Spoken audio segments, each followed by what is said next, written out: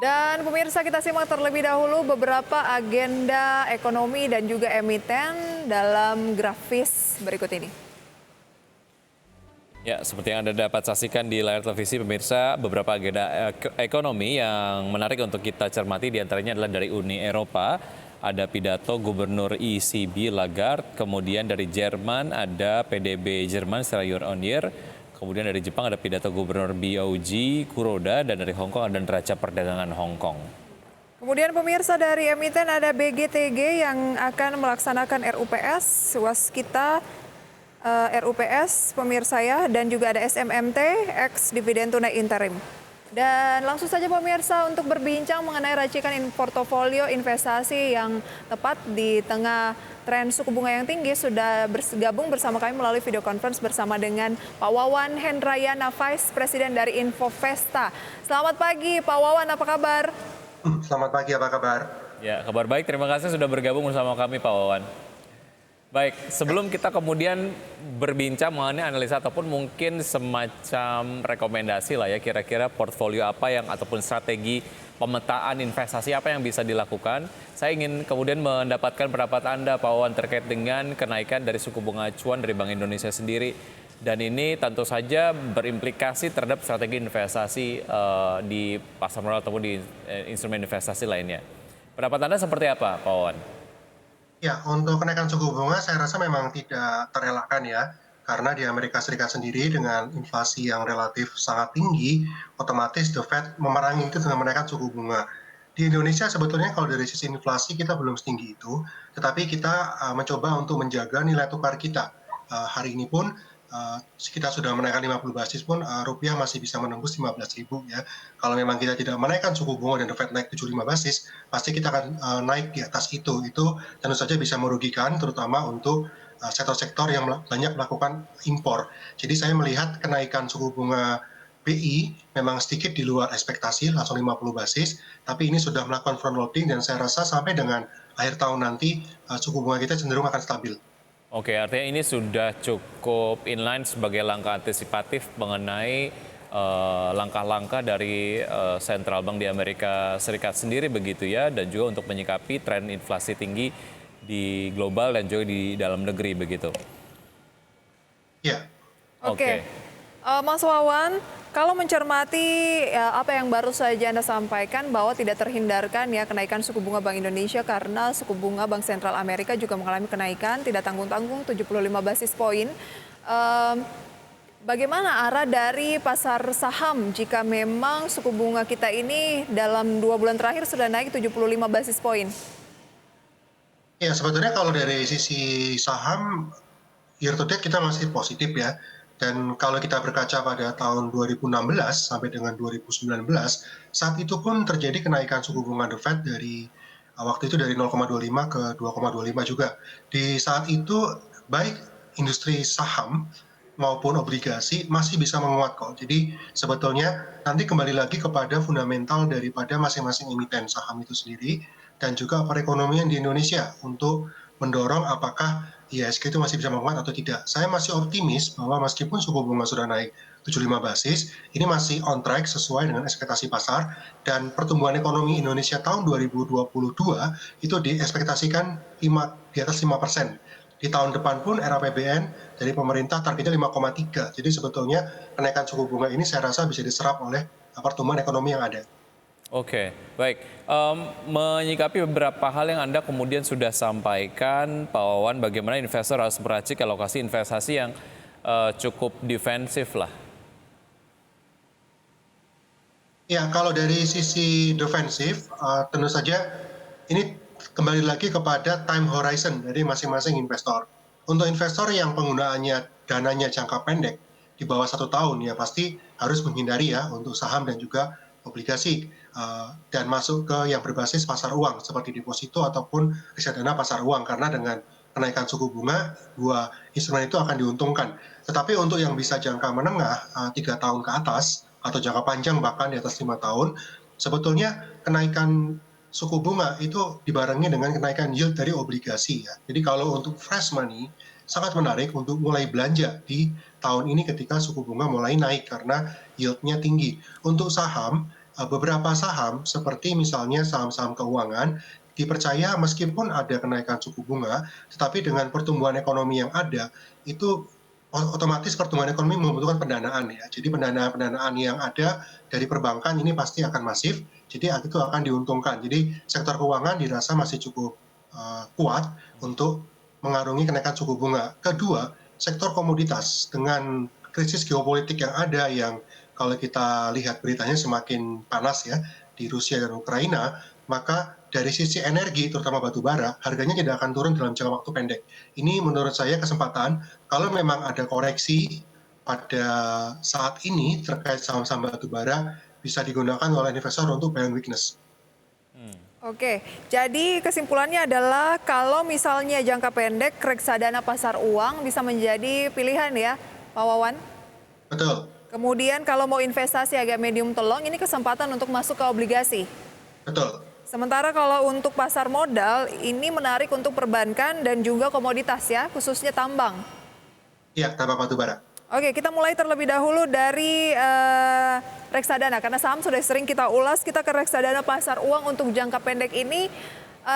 Kira-kira berapa persen alokasi dana yang perlu kita lakukan untuk reksadana, mungkin obligasi dan juga pasar modal? Karena kan ada ungkapan bahwa jangan naruh semua dana di satu keranjang gitu ya. Ya, untuk investor jangka menengah yang tadi sekitar 3 tahun time horizon-nya, saya sih sarankan formasinya 4-4-2 ya. 40% pada yang berbasis saham, 40% pada berbasis obligasi, dan 20% pada pasar uang.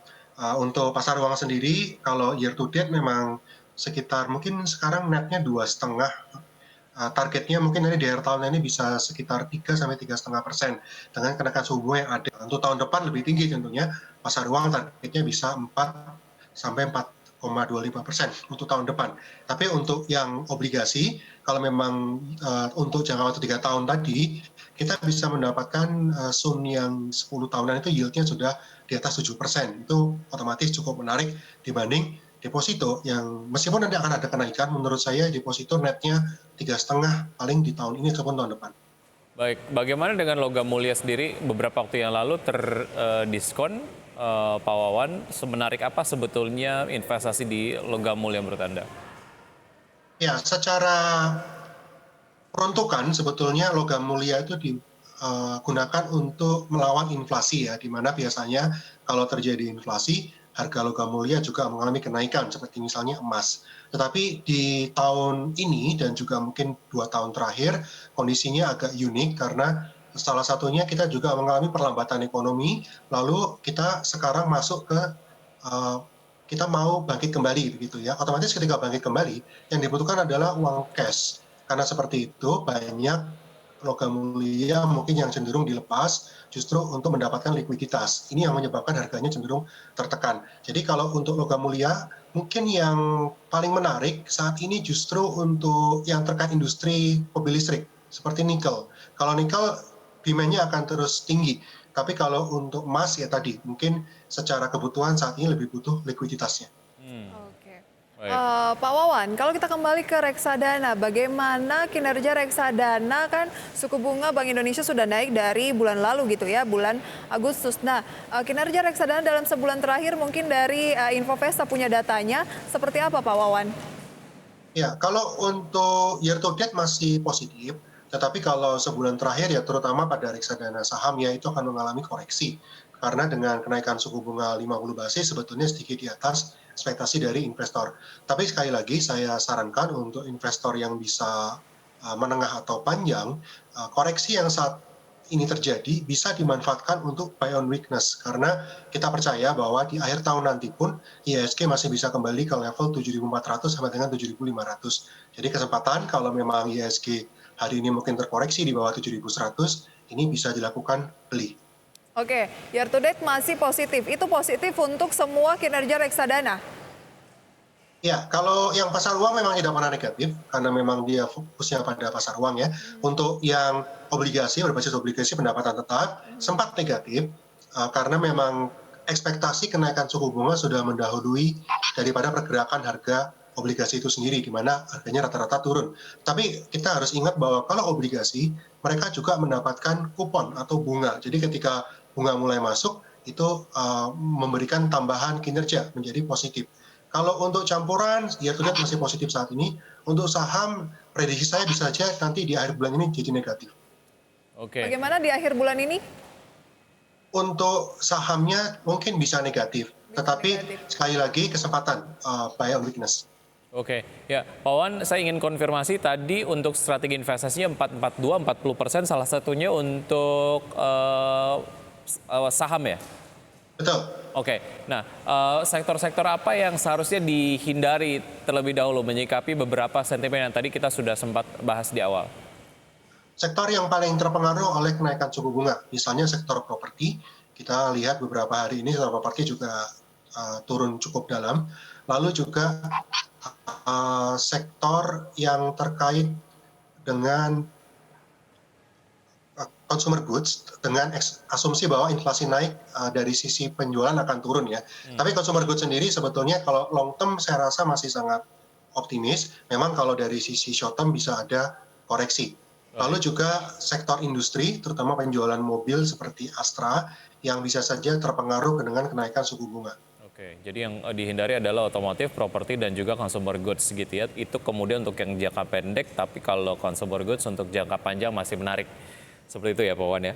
Oke, silahkan yang lebih senior duluan. Oke, tadi kan sempat ditanyakan terkait dengan strategi investasi untuk reksadana begitu ya.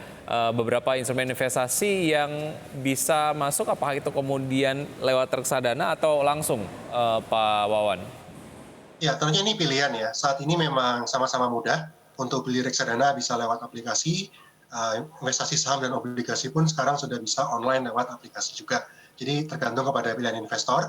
Tapi kalau lewat reksadana tentunya harus dipertimbangkan kinerja fund manager atau manajer investasi dalam meracik portfolio dan juga memberikan kinerja. Ini bisa dilihat dari kinerja historis maupun dari sisi MI-nya ini apakah dananya tumbuh atau tidak. Dengan asumsi kalau dananya tumbuh, berarti banyak investor yang percaya pada fund manager tersebut. Oke, jadi dalam memilih reksadana pun misalnya tadi Pak Wawan sudah menyampaikan, oke pasar uang, tapi ada lagi klasifikasi yang perlu dicermati dan selalu IDX channel ini gaungkan gitu ya, baru harus dilihat dari produk, kemudian juga dari MI-nya gitu ya. Pak Wawan, seberapa besar pengaruh MI terhadap racikan portofolio yang optimal untuk khususnya untuk reksadana? Saya rasa 90% lebih ya, 90%. karena kan kalau reksadana kan minimal akan memiliki 10 produk atau 10 emiten di dalamnya, dan itu yang menentukan MI-nya tentunya. Dan apalagi kalau saham sangat menentukan sekali seperti apa sektor yang dipilih, saham apa yang dipilih, kapan masuk, kapan keluar. Kalaupun pasar uang itu mereka masuk ke bank yang mana, karena kalau kita bicara deposito kita bisa masuk ke bank besar tentunya, bank-bank BRI, BCA dengan bunga yang relatif lebih kecil tapi lebih liquid, atau bank-bank kecil yang bunganya besar tetapi ya tentu saja ada tambahan risiko di dalamnya. Oke, ini berbeda dengan kalau memang terjun langsung untuk trading di sahamnya gitu ya, bukan reksadana, karena itu keputusan bisa kita ambil sendiri dimanapun sekuritasnya, asalkan mungkin ya lebih aman di anggota bursa gitu. Tapi kalau reksadana, ini yang ngurusin adalah MI, jadi ketika racikannya nggak tepat ya bisa loss gitu ya Pak Wawan ya? Betul, ya kalau memang dipandang tidak tepat terus ya pertimbangkan untuk switching atau redemption gitu ya, untuk pindah ke MI lain.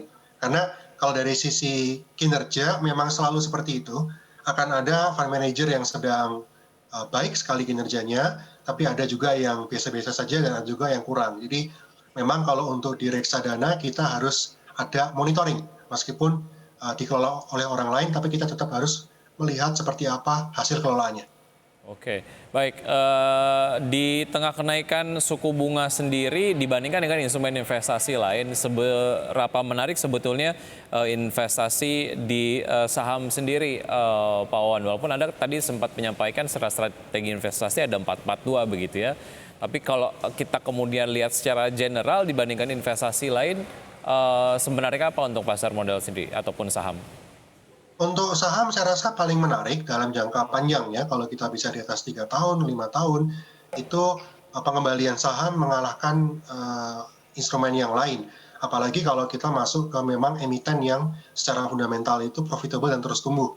Misalnya emiten-emiten ada di IDX 30 misalnya. Ada BBCA, ada Telkom, ada Astra. Ini kinerja 10 tahun terakhir sangat baik karena memang dari sisi pendapatan mereka juga terus mengalami peningkatan.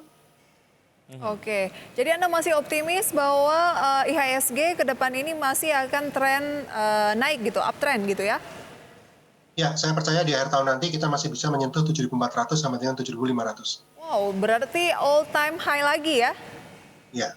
Oke, Pak Wawan, tadi belum clear gitu ya. Kalau memilih sebuah MI atau hedge fund gitu ya, berdasarkan apa sih Pak Wawan, dan mungkin ada data terkait dengan MI yang paling moncer lah belakangan ini Pak? Ya, secara umum ada 3 ya. Satu tentu saja adalah dari sisi kinerja. Ini bisa dilihat dari produk yang dimiliki oleh MI tersebut. Kinerjanya satu, apakah lebih rendah atau lebih tinggi dari benchmark. Benchmark ini pembanding, bisa rata-rata semua produk yang ada atau indeks tertentu. Jadi kalau saham misalnya IHSG. Lalu kedua adalah dari sisi dana kelolaan MI-nya. Ya, ini memang dilihat untuk melihat seperti apa kepercayaan investor terhadap fund manager tersebut. Semakin besar dana kelolaannya dan juga semakin tumbuh dana kelolaannya, ini berarti ada yang percaya untuk melakukan subscribe.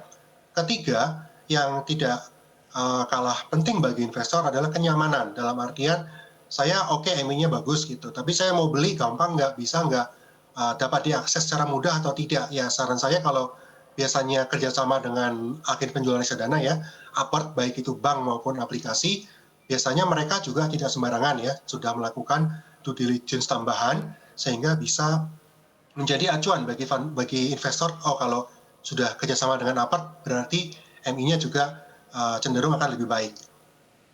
Ya, ada beberapa indikator-indikator yang memang harus diperhatikan begitu sebelum kemudian bergabung ataupun menitipkan dana kita untuk diinvestasikan ke manajer investasi begitu ya. Oke, ke depan kalau kita lihat terkait dengan sentimen utama pasar, apakah ini masih betul-betul dipengaruhi oleh kondisi ekonomi Indonesia atau ada hal-hal lain yang sebetulnya nampaknya akan cukup dominan, Pak Wawan? Ada 3 hal sih. Satu, betul tadi pertumbuhan ekonomi. Lalu kedua adalah dari sisi geopolitik sendiri, di mana kalau yang sekarang terjadi itu dari sisi harga komoditas yaitu menguntungkan untuk Indonesia. Ketiga itu kepada tingkat kesehatan masyarakat itu sendiri. Jadi ya kita sih sudah cukup bersyukur bahwa sekarang Indonesia cukup terkendali. Tetapi kalau misalnya terjadi PPKM lagi, itu akan sangat berpengaruh untuk menekan pertumbuhan ekonomi. Oke, kalau misalnya Pak Wawan suku bunga masih ada peluang naik karena The Fed sendiri mengatakan masih ada kemungkinan lagi untuk menaikkan suku bunga di masa-masa mendatang gitu ya, dan BI pasti kemungkinan ya harus mengadjust juga gitu. Apa yang sebaiknya investor lakukan? Diversifikasi tadi sesuaikan dengan risk profile dan horizon investasi. Kalau memang jangka pendek ya perbanyak pada yang berbasis deposito atau pasar uang. Tapi kalau yang menengah panjang bisa menggunakan formasi tadi ya, 442 salah satunya, ini dipandang cukup optimal sampai dengan di tahun ke depan. Kalaupun nanti suku bunga naik lagi, tidak perlu terlalu khawatir, karena sudah pernah terjadi suku bunga tren naik, di saat itu pun IHSG dan obligasi masih bisa memberikan keuntungan bagi investor. Oke, dan suku bunganya BI pernah 6-7% ya? Betul, saya masih ingat bahwa dulu ORI pun pernah 12% untuk suku bunganya, itu pun IHSG masih bisa positif. Baik, sedikit lagi nih Pak Wawan, tadi kan Anda bilang 40, 20. 40 untuk saham, 40 untuk obligasi, 20 untuk reksadana pasar uang. Kalau 40 untuk obligasi, baru aja informasi ada peluncuran ya terkait dengan obligasi negara retail atau ORI seri ORI 022 yang menawarkan kupon 5,95%. Ini baru dirilis atau dijual pada hari ini 26 September 2022. Seberapa menarik berinvestasi di obligasi sampai akhir tahun? Cukup menarik karena 5,95 ini kalau bicara kupon ada pajak ya, pajaknya 10%, jadi ya netnya sekitar 5,4% itu. Jadi menurut saya masih menarik, di atasnya deposito. ORI pun itu jangka waktunya relatif pendek, cuma 3 tahun. dan dapat diperjualbelikan juga kalau suatu waktu investor membutuhkan pendanaan. Dan selama ini pun yang namanya penjualan ori selalu ramai dibeli masyarakat ya, karena ya pilihan investasi obligasi untuk retail sangat terbatas. Yang ada ya biasanya ori atau SBR yang retail, yang suku. Jadi menurut saya seharusnya obligasi ori 22 ini pun akan cukup ramai dibeli oleh investor. Oke, jadi bagi yang mungkin masih agak-agak telat, masih ada kemungkinan gitu ya untuk ikutan membeli ori ini ya, Pak Wawan ya? Belum telat saya rasa ya, kan baru dijual, jadi masih bisa dibeli. Dan 5,95 tadi juga relatif masih menarik. Baik, oke. Kita tahan dulu pembahasannya, kita ke update dari pembukaan IHSG di pagi hari ini. Beberapa menit yang lalu IHSG dibuka melemah maksud kami 0,97% di level 7.188,66.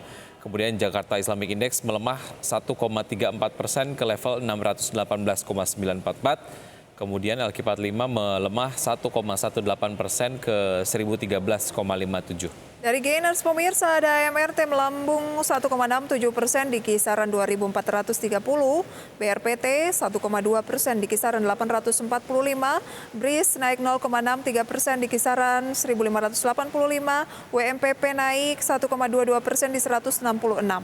Oke, kemudian saham-saham yang masuk ke dalam jajaran top losers diantaranya adalah Bumi, BBCA, Pegas dan juga Antam dengan pelemahan masing-masing 4,75%, 1,49%, 3,93%, dan 2,7%. Oke, meskipun IHSG memang melemah seiring dengan bursa Asia dan global juga yang rata-rata melemah pemirsa, indeks harga saham gabungan diproyeksi dari Vice President Infovesta Pak Wawan Hendrayana masih ada peluang ke 7.400, 7.500-an akhir tahun, masih uptrend.